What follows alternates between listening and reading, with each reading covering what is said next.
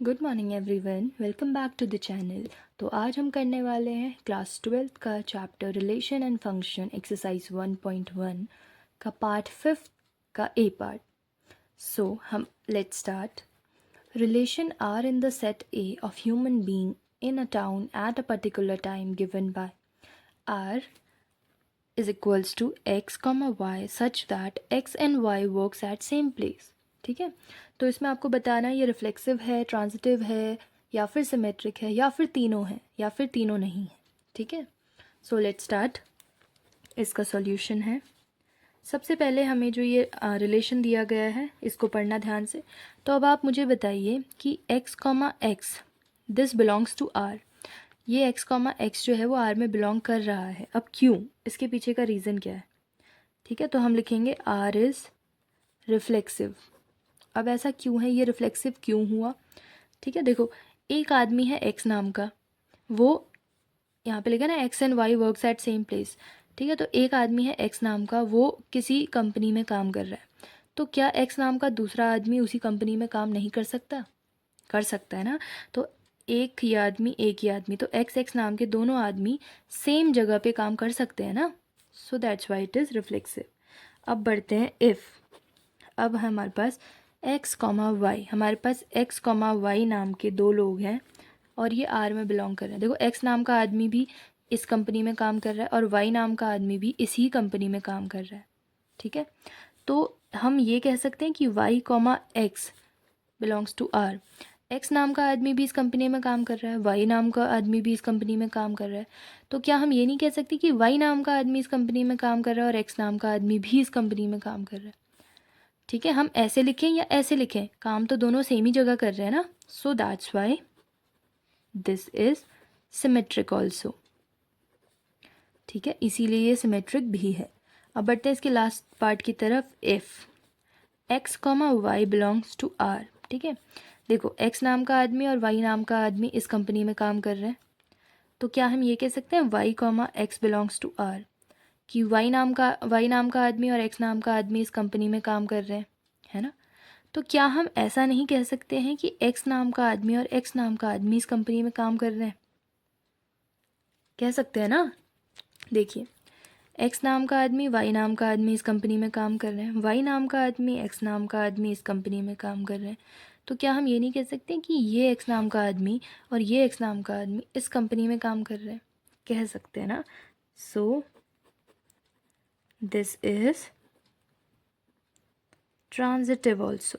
ठीक है, बढ़ते हैं अब नेक्स्ट पार्ट की तरफ। हमारा नेक्स्ट पार्ट कहता है कि, तो अब हमारा नेक्स्ट पार्ट कह रहा है कि r equals to x, y such that x and y lives in the same locality. इससे पहले हमने करा था works at the same place, यानी एक ही कंपनी में काम करते हैं। अब हम कह रहे हैं lives in the same locality, यानी एक ही जगह रहते हैं। ठीक है, तो अब स्टार्ट करते हैं। सबसे पहले हम ले सकते हैं कि x, x belongs to r, यानी x नाम का एक आदमी इस, जैसे फॉर एग्जांपल हमारे पास ये लोकेशन है, ये लोकेलिटी है इनकी, तो x नाम का आदमी इस जगह रह रहा है। तो हम क्या ये नहीं कह सकते कि x नाम का दूसरा आदमी भी इसी जगह रह रहा है? तो हम ये कह सकते हैं कि ये दोनों आदमी इस जगह रह रहे हैं। तो वही बात हमने यहाँ पे लिख दी है। सो अब हम कुछ नहीं करना है, हम लिखेंगे r इज़ रिफ्लेक्सिव। ठीक है, by the way this is not so important question, इस तरह के क्वेश्चन एग्जाम में पूछे नहीं जाते हैं, बट हाँ आपका कॉन्सेप्ट क्लियर करने के लिए these are very good question. ठीक है, अब बढ़ते हैं नेक्स्ट पार्ट की तरफ। इफ़ x, y, अब हम लेते हैं x नाम का आदमी इस जगह रह रहा है और एक y नाम का आदमी इस जगह रह रहा है। तो क्या हम ये नहीं कह सकते हैं कि y, x, यानी y नाम का आदमी और x नाम का आदमी इस जगह रह रहा है? कह सकते हैं ना। आप चाहे ये कहो कि एक्स वाई नाम का आदमी इस जगह रह रहा है, चाहे आप ये कहो कि वाई एक्स नाम का आदमी इस जगह रह रहा है, दोनों रह तो सेम ही जगह रहे ना।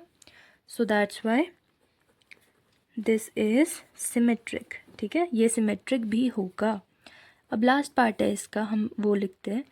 अब हम बोल रहे हैं एक्स, वाई एक नाम का आदमी है, वो आर जगह में रह रहा है। ठीक है, एक्स भी एक आदमी है, इस जगह रह रहा है, वाई भी एक आदमी है, इस जगह रह रहा है। दूसरा हमने बोला वाई, जी, वाई नाम का आदमी भी इस जगह रह रहा है और एक जेड नाम का आदमी भी इस जगह रह रहा है। ठीक है, तो क्या हम ये नहीं बोल सकते कि जेड, एक्स नाम का आदमी इस जगह रह रहा है? कह सकते हैं ना, there is no such great difference in saying that z comma x belongs to r, so that's why we can say that this is transitive, ये भी ट्रांजिटिव होगा। ठीक है, बढ़ते हैं हमारे नेक्स्ट पार्ट की तरफ। हमारा नेक्स्ट पार्ट कहता है कि r equals to x comma y such that x is exactly 7 centimetre taller than y। ठीक है, ये कह रहा है कि x नाम का आदमी जो है वो y नाम के आदमी से एग्जैक्टली 7 सेंटीमीटर बड़ा है। तो इसको प्रूव करने के लिए हम ले लेते हैं एक टर्म x और एक टर्म x। तो हम क्या ये कह सकते हैं x comma x belongs to r? हम ये नहीं कह सकते, क्योंकि एक आदमी है x और एक दूसरा आदमी है x। ठीक है, तो x जो है वो खुद से ही 7 सेंटीमीटर तौल हो सकता है क्या? नहीं। हम खुद से ही 2-3 सेंटीमीटर लंबे हो सकते हैं? नहीं हो सकते हैं। सो r इज़ नॉट रिफ्लेक्सिव, ये रिफ्लेक्सिव नहीं है। अब बढ़ते हैं नेक्स्ट पार्ट की तरफ। अब हम लिखेंगे if x comma y belongs to r। ठीक है, तो हम बोल रहे हैं कि x नाम का आदमी जो है वो y नाम के आदमी से 7 सेंटीमीटर बड़ा है। तो ये तो हम बोल सकते हैं, but we can not say that x comma x is belongs to r। हम ये तो कह सकते हैं कि x नाम का आदमी y नाम के आदमी से 7 सेंटीमीटर लंबा है, बट हम अब ये नहीं कह पाएंगे कि y नाम का आदमी x नाम के आदमी से 7 सेंटीमीटर लंबा है, क्योंकि यहाँ पे पहले ही हम कह चुके हैं कि x नाम का आदमी जो है इससे लंबा है। तो दूसरे ही पार्ट में हम ये तो नहीं कह सकते ना ये इससे लंबा है। हाँ, अगर ऐसा होता, ये कहना होता कि ये इससे छोटा है, तब ये वैलिड होता। तो यहाँ पे it does not belongs, therefore this is not symmetric, ये सिमेट्रिक नहीं है। ओके, अब बढ़ते हैं इसके थर्ड पार्ट की तरफ। अब हमें लिखना है x comma y belongs to r। अगर x नाम का आदमी y नाम के आदमी से 7 सेंटीमीटर लंबा है तो ये r यानी इस रेंज में बिलोंग कर रहा है। बट अब जैसे कि हमने यहाँ लिख दिया है कि y नाम का आदमी x नाम के आदमी से बड़ा नहीं हो सकता है। ठीक है, तो that's why it is not transitive. तो ये तो बात सिंपल है, अगर कोई चीज़ सिमेट्रिक नहीं हो रही है तो वो ट्रांजिटिव भी नहीं होगी। So we can say it is not reflexive, not symmetric and not transitive। ठीक है, अगर आपको वीडियो पसंद आई है, क्वेश्चन समझ आए हैं, तो चैनल को लाइक करें, शेयर करें एंड सब्सक्राइब करें। Thank you everyone.